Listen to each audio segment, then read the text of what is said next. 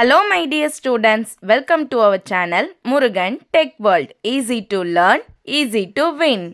இந்த வீடியோவில் நம்ம என்ன பார்க்க போகிறோம் அப்படின்னா subject code AD3501 deep learning சப்ஜெக்டில் யூனிட் 5ல் நெக்ஸ்ட்டு ரொம்ப இம்பார்ட்டண்டான topic generative adversarial network GAN பற்றி தான் பார்க்க போகிறோம். ஓகேவா? GAN இது ரொம்ப இந்த யூனிட்டை பொறுத்தளவு நீங்கள் தெளிவாக பார்த்துக்க வேண்டிய டாபிக். ஆல்ரெடி நீங்கள் ஆட்டோ என்கோடர் இல்லை ஸ்டொகாஸ்டிக் ஆட்டோ என்கோடர் டிகோடர் அது ஒரு டாபிக் நீங்கள் சேர்த்து பார்த்தீங்கன்னா போதும். தென் டீப் ஜெனரேட்டிவ் மாடல்னா என்ன, அதுக்கு கீழே ஜெனரேட்டிவ் அட்வர்சரியல் நெட்வொர்க் பற்றி பார்த்தீங்க அப்படின்னாலே கண்டிப்பாக உங்களால் ஒரு கொஷின் அட்டன் பண்ண முடியும். ஓகேவா?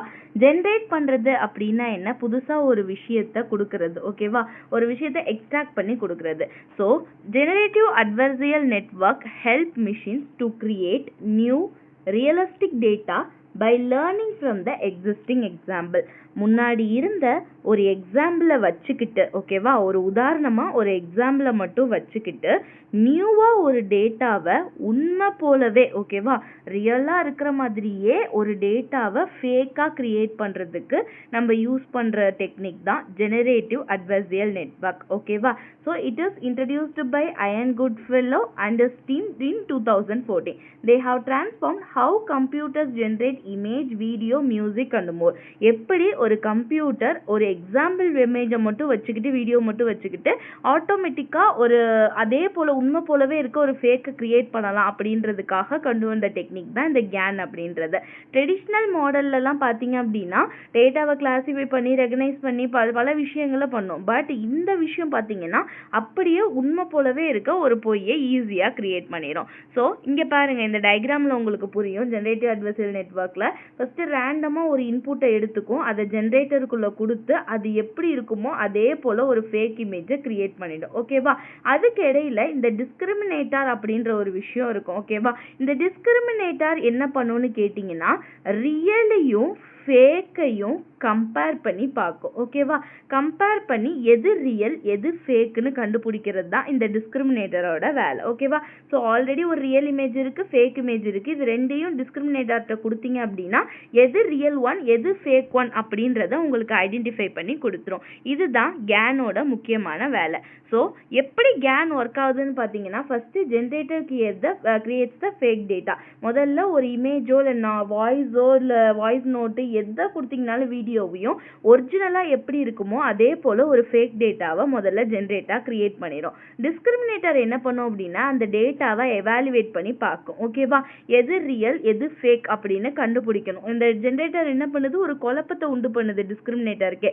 எது ரியல் எது ஃபேக் அப்படின்றத கண்டுபிடிக்கும். கண்டுபிடிச்சதுக்கப்புறம் feedback loop based on the discriminator feedback இந்த ஜென்ரேட்டர் என்ன பண்ணும் அப்படின்னா ஃபேக் டேட்டாவில் ஏதாவது சேஞ்சஸ் உருவாக்கணும்னா ஏதாவது சேஞ்சஸ் பண்ணும். ஓகேவா? இந்த மாதிரி திரும்ப ஒரு டிஸ்கிரிமினேட்டரால எது ரியல் எது ஃபேக்குன்னு கண்டுபிடிக்க முடியாத அளவுக்கு ஒரு விஷயத்தை ஜென்ரேட் பண்ணுற வரையும் இந்த ப்ராசஸ் ரிப்பீட் ஆகிக்கிட்டே இருக்கும். இப்படி தான் ஒரு கேன் ஆர்கிடெக்சர் வந்து ஒர்க் ஆகுது. ஸோ ஆர்கிடெக்சர் ஆஃப் கேனில் பார்த்தீங்கன்னா ஃபர்ஸ்ட் திங் ஜென்ரேட்டர் மாடல் தான் நம்ம சொல்லியாச்சு. ஜென்ரேட்டர் அப்படின்றது ஒரு டீப் நியூரல் நெட்வொர்க். இது என்ன பண்ணுன்னா ரேண்டம் நாய்ஸஸை ஒரு இன்புட்டை எடுத்துக்கிட்டு ஒரு சாம்பிள் டேட்டாவை இமேஜ் ஆர் டெக்ஸ்ட் எனிதிங் அது என்ன பண்ணும், அதே போல் ஒரு ஃபேக் டேட்டாவை கிரியேட் பண்ணும். அது ஃபர்ஸ்ட் வேலை ஜென்ரேட்டரோடது. நெக்ஸ்ட் டிஸ்கிரிமினேட்டிவ் மாடல் என்ன பண்ணும், it is the binary classifier. That means ரியலுக்கும் ஜென்ரேட்டட் டேட்டாவையும், ஓகேவா, ரியலாக இருக்கிற டேட்டாவும் ஜென்ரேட்டட் டேட்டாவையும் கம்பேர் பண்ணி பார்த்து எது ரியல் எது ஃபேக் சாம்பிள் அப்படின்னு ஐடென்டிஃபை பண்ணுறது தான் இந்த டிஸ்கிரிமினேட்டர் மாடலோட வேலை. ஓகே, நெக்ஸ்ட் பார்த்தீங்க இதுதான் அதோட வேலை. இதில் மினிமேக்ஸ் லாஸ் ஃபங்க்ஷன்லாம் வந்து ஒர்க் ஆகும். நீங்கள் அதெல்லாம் உங்களோட நோட்ஸில் இருக்கிறத வரை பார்த்துக்கோங்க. ஓகே, ஸோ இது நம்ம கேனுக்கு திரும்ப ஒரு ஆர்கிடெக்சர் சின்னதாக டயக்ராம் போடணும் அப்படின்னா மினிமைஸ் மாடலுக்கு அந்த லாஸ் ஃபங்க்ஷன்லாம் கண்டுபிடிக்கிறதுக்கு எவ்வளோ டேட்டா லாஸ் ஆகிருக்கு, அக்யூரேட்டாக நமக்கு என்ன டேட்டா கிடச்சிருக்கு அப்படின்னு பார்க்கறதுக்கு. So read data samples latent random variable generator என்ன பண்ணுது, ஃபேக் டேட்டாவை ஜென்ரேட் பண்ணி டிஸ்கிரிமினேட்டர்கிட்ட கொடுக்குது. அது என்ன பண்ணும் அப்படின்னா கண்டிஷன் வைஸ் கரெக்டாக தப்பா எது கரெக்டு எது ரியல் எது ஃபேக்குன்னு பார்க்கும். இவ்வளோ தான் அதோடைய வேலை. தென் எப்படி ஒர்க் ஆகுதுன்னு நான் முன்னாடியே சொல்லியாச்சு. ஜென்ரேட்டரோட மூவ் வந்து ஃபர்ஸ்ட் இருக்கும் ஜி தான் ஜென்ரேட்டர் தான் மூவ் பண்ணும். டிஸ்கிரிமினேட்டர் டி என்ன பண்ணும்னா எது ரியல் எது ஃபேக்குன்னு கண்டுபிடிக்கும். இது ரெண்டும் தான் இதோட வேலையே, வேற எதுவும் கிடையாது. தென் இதுக்கு இடையில அட்வர்சரியல் லேர்னிங் அப்படின்னு இருக்கு ஒன்று. அட்வர்சரியல் லேர்னிங் அப்படின்னா என்னன்னு பார்த்தீங்கன்னா, if the discriminator correctly classify the real and fake data it gets better at the job. இப்போ வந்து டிஸ்கிரிமினேட்டர் வந்து இதுதான் உண்மையான இமேஜ் இது பொய்யான இமேஜ்னு கரெக்டாக கண்டுபிடிச்சிருச்சு அப்படின்னா அதோட ஜாப் இதுவாயிடுச்சு. But if the generator fools the discriminator, எப்போ வந்து இந்த ஜென்ரேட்டர் உருவாக்குன ஒரு ஃபேக் இமேஜை வந்து டிஸ்கிரிமினேட்டரால் ஃபேக்குன்னு கண்டுபிடிக்க முடியலையோ அப்போ ஜென்ரேட்டருக்கு ஒரு பாசிட்டிவ் அப்டேட் போயிடும். ஓகேவா?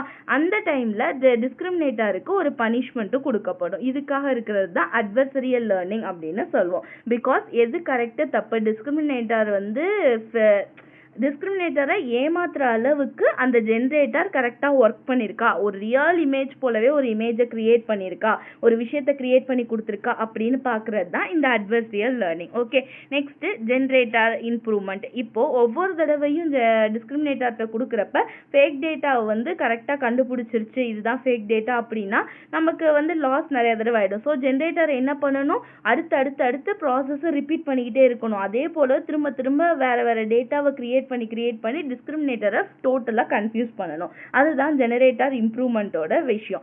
ஓகே, அடுத்து டிஸ்கிரிமினேட்டர் அடாப்டேஷன். தட் மீன்ஸ் நம்ம கண்டினியூஸாக லேர்ன் பண்ணிக்கிட்டே இருக்கிறப்ப என்னால் ஃபேக் டேட்டாவை கண்டுபிடிக்க முடியல அப்படின்னா ஏதாவது ஒரு விஷயங்களை நான் என்ன பண்ணலாம் அப்படின்னா எக்ஸ்ட்ரா நெட்வொர்க்கை நான் அடாப்ட் பண்ணிக்கலாம். அதுதான் டிஸ்கிரிமினேட்டர் அடாப்டேஷன் அப்படின்னு சொல்லுவோம். ஃபைனலாக ட்ரைனிங் ப்ராக்ரெஷன்னா இதே மாதிரி ட்ரைனிங் கண்டினியூ ஆகிக்கிட்டே இருக்கணும். ஜென்ரேட்டர் வந்து சூப்பராக ஒரு பர்ஃபெக்டான ஒரு ஒரிஜினல் இமேஜ் மாதிரியே இருக்க ஃபேக் இமேஜை கிரியேட் பண்ணுற வரையுமே அதோட ட்ரைனிங் ப்ராக்ரஸ்ல தான் இருக்கும். ஓகேவா? These are the steps involved in the GAN. Okay, next types of GAN. GANல நிறைய டைப்ஸ் இருக்குது. ஓகே, அதில் வந்து டிஃப்ரெண்ட் டைப்ஸில் பார்த்தீங்கன்னா ஃபர்ஸ்ட் பார்த்தீங்கன்னா வெனிலா GAN. ஜஸ்ட் வாட்னு தெரிஞ்சுக்கோங்க போதும், வேறு எதுவும் வேணாம். வெனிலா GAN அப்படின்றது ஒரு சிம்பிளஸ்ட் டைப் ஆஃப் GAN. இது என்ன பண்ணும் அப்படின்னா ஜென்ரேட்டர் அண்ட் டிஸ்கிரிமினேட்டர் ரெண்டுமே என்ன பண்ணும் அப்படின்னா மல்டி லேயர் பெர்செப்ட்ரான் யூஸ் பண்ணி பில்ட் ஆகும். ஓகேவா? அதுதான் ஃபர்ஸ்ட் திங். அடுத்து கண்டிஷனல் GAN, CGAN அப்படின்னு சொல்லுவாங்க. It ads an additional conditional parameter to guide the generation process. Generation அந்த இமேஜை ஜென்ரேட் பண்ணோம்ல ஏதாவது ஒரு டேட்டாவை, அப்போ அடிஷ்னலாக நிறைய பெராமீட்டர்ஸை கொடுத்து ஒர்க் பண்ண வைக்கும். அது கண்டிஷனல் கேனோட வேலை. ஓகேவா? இதுதான் ஃபர்ஸ்ட். இது கண்டிஷனல் வேரியபிள் ஒய் வந்து என்ன பண்ணும், ஜென்ரேட்டருக்கும் டிஸ்கிரிமினேட்டருக்கும் கொடுத்துரும். ஸோ எக்ஸ்ட்ரா அடிஷ்னலாக ஒரு பெராமீட்டரை கொடுத்து ஒர்க் பண்ண வைக்கிறது இந்த சி கேனோட வேலை. நெக்ஸ்ட் தேர்ட் ஒன் பார்த்தீங்கன்னா deep convolutional GAN, DC GAN அப்படின்னு சொல்லுவோம்.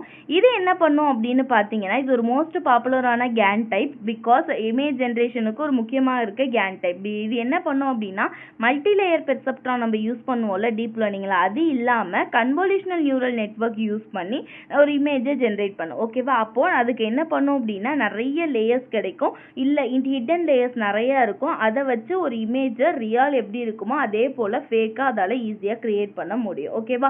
குட்டி குட்டி விஷயங்கள், ஸ்பேட்டியல் விஷயங்கள் எல்லாத்தையுமே டீட்டெயில்ஸ் எல்லாம் ஃபீச்சர்ஸ் எல்லாம் கலெக்ட் பண்ணி அதை அப்படியே நுணுக்கமாக குட்டி குட்டி பாயிண்ட்டையும் அப்படியே ரீஜென்ரேட் பண்ணி கிரியேட் பண்ணும். இதுதான் டீப் கன்வல்யூஷனல் கேன் அப்படின்னு சொல்லுவோம். ஓகேவா?